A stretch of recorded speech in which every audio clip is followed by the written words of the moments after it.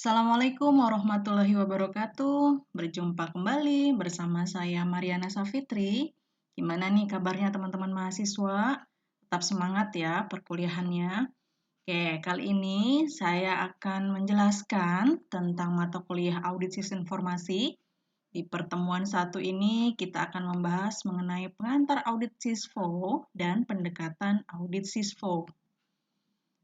Sebelum dilanjutkan, jangan lupa di-subscribe dulu ya. Oke, yang pertama, pengertian audit, yaitu proses sistem mengenai mendapatkan serta mengevaluasi secara objektif bukti yang berkaitan mengenai penilaian berbagai kegiatan dan peristiwa ekonomi untuk memastikan tingkat kesesuaian antara penilaian dan membentuk kriteria serta menyampaikan hasil kepada para pengguna yang berkepentingan di perusahaan.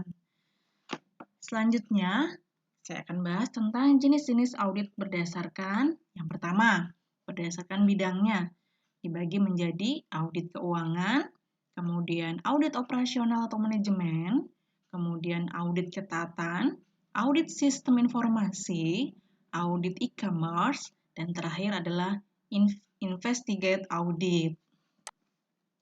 Sedangkan jenis audit berdasarkan auditor, di sini ada 4. Yang pertama, audit extern independent, kemudian ada audit internal, kemudian ada auditor pemerintah, kemudian ada juga auditor perpajakan. Selanjutnya, apa yang dimaksud dengan audit TI atau teknologi informasi? Yaitu auditor yang menggunakan berbagai keahlian dan pengetahuan bisnis untuk melakukan audit melalui sistem komputer atau menyediakan layanan audit untuk proses data yang melekat dalam berbagai teknologi. Oke, di sini ada tujuan umum dari audit sistem informasi. Di sini ada 7. Yang pertama adalah sebagai pengaman aset. Yang dimaksud aset di sini adalah aset informasi dalam sebuah perusahaan seperti perangkat keras, kemudian ada juga perangkat lunak, ya, yang harus dijaga dengan sistem pengendalian internal. Suatu sistem informasi ada juga di sini efektivitas sistem, ya, di mana suatu sistem informasi dapat dilakukan secara efektif bila sistem informasi tersebut sudah dirancang tentunya dengan benar, kemudian telah sesuai dengan kebutuhan user, ya. Ini dikatakan efektivitas dari sebuah sistem. Kemudian ada juga di sini tujuan yang ketiga adalah efisiensi sistem.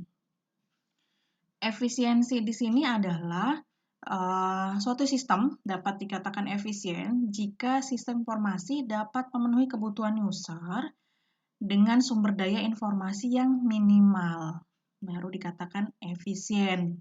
Ya. Selanjutnya ada ketersediaan. Berhubungan dengan ketersediaan dukungan, ya, atau layanan teknologi informasi. Di sini TI hendaknya dapat mendukung secara bersambung atau kontinu terhadap proses bisnis kegiatan perusahaan. Makin sering terjadi gangguan atau sistemnya down, maka berarti tingkat ketersediaan sistem rendah. Selanjutnya ada juga kerahasiaan atau confidentiality. Ya. Di sini fokusnya adalah bagaimana proteksi terhadap informasi dan supaya terlindungi dari akses pihak-pihak yang tidak berwenang. Ya. Kemudian ada juga kehandalan atau reliability. Ini kaitannya dengan kesesuaian dan keakuratan bagi manajemen dalam pengelolaan organisasi, kemudian pelaporan dan pertanggungjawaban. Selanjutnya, yang ketujuh adalah di sini menjaga integritas data. Bahwasannya data sekarang itu sangat penting, ya. Data memiliki atribut-atribut seperti kelengkapan, kebenaran, dan keakuratan. Jika integritas data tidak terpelihara, maka suatu perusahaan tidak akan lagi memiliki informasi ataupun laporan yang benar. Bahkan juga perusahaan dapat menderita kerugian karena pengawasan tidak tepat ataupun keputusan-keputusan yang diambil salah, ya, integritas data. Selanjutnya, sistem informasi. Di sini ada beberapa pengertian tentang sistem, ya. Salah satunya di sini sistem merupakan suatu entity yang terdiri dari dua ataupun lebih komponen yang saling berinteraksi untuk mencapai tujuan, ya. Selanjutnya, keuntungan dari sistem adalah kecepatan dan ada keakurasi data yang sangat tinggi dan bisa mengerjakan proses tanpa intervensi dari manusia dan sistem yang tingkatannya fleksibel, agak rendah untuk mengadaptasi kepada kebutuhan informasi yang belum tersedia dan akan menekankan biaya dan waktu yang sangat lama. Tujuan sistem informasi adalah lebih untuk meningkatkan tata kelola IT. Di sini sistem informasi merupakan sebagai audit operasional terhadap manajemen sumber daya informasi secara efektif, efisien, dan ekonomis untuk unit fungsional sistem informasi pada organisasi.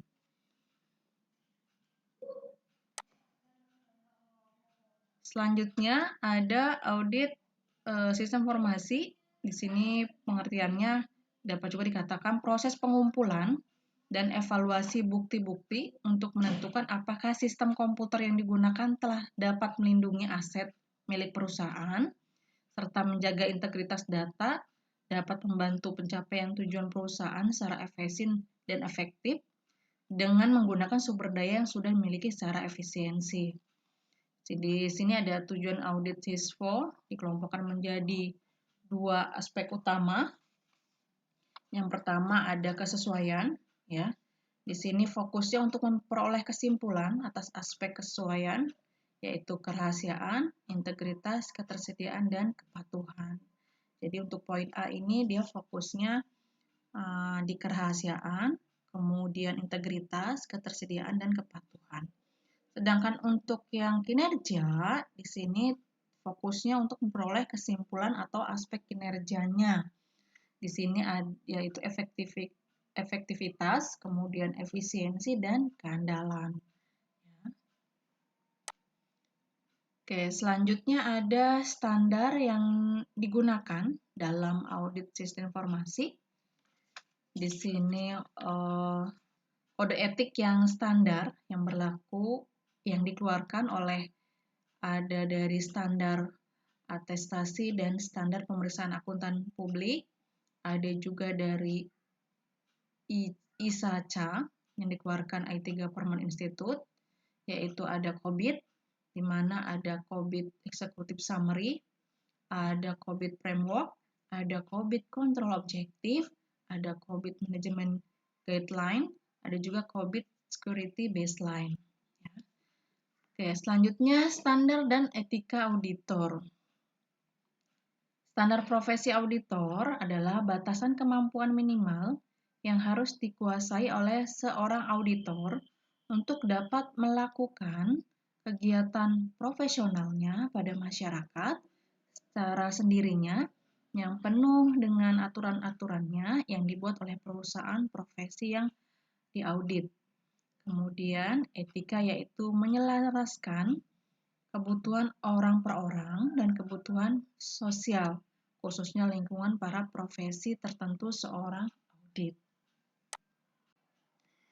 Selanjutnya, keterampilan yang harus dimiliki oleh seorang auditor. Di sini ada beberapa.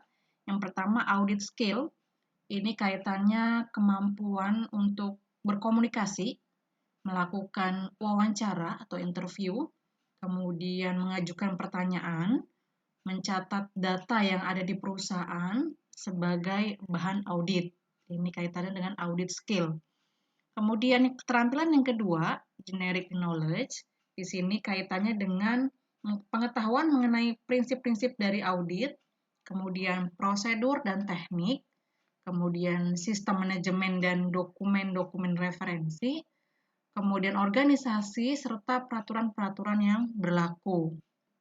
Kemudian keterampilan yang ketiga, specific knowledge.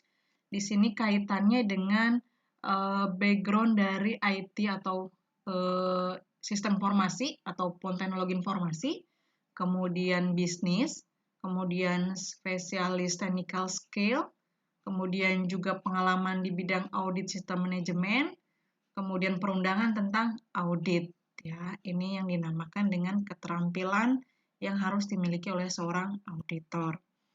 Selanjutnya, seorang audit harus dapat menghubungkan beberapa ilmu pengetahuan. Yang pertama, auditing, yaitu auditor harus memiliki pemahaman yang baik mengenai filosofi pengendalian internal, kemudian juga metodologi pengumpulan dan mengevaluasi bukti-bukti yang ada. Yang kedua, manajemen teknologi informasi, di mana auditor harus memahami terkait dengan metodologi pengembangan dan implementasi dari IT, kemudian teknik Menpro, kemudian juga dokumentasi, standar, dan penganggaran. Yang ketiga, teknologi komputer, kaitannya seorang auditor harus memiliki pengetahuan teknik dalam aspek pengamanan aset, kemudian juga integritas data, efektivitas sistem, dan efisiensi sistem. Yang keempat, yaitu perilaku organisasi, di mana dalam melaksanakan tugasnya, seorang auditor harus dapat menangani isu-isu dan permasalahan yang timbul yang bersifat humanitas. Ya. Untuk part satunya sampai sini dulu ya. Jadi nanti kita lanjut di next video. Terima kasih. Assalamualaikum warahmatullahi wabarakatuh.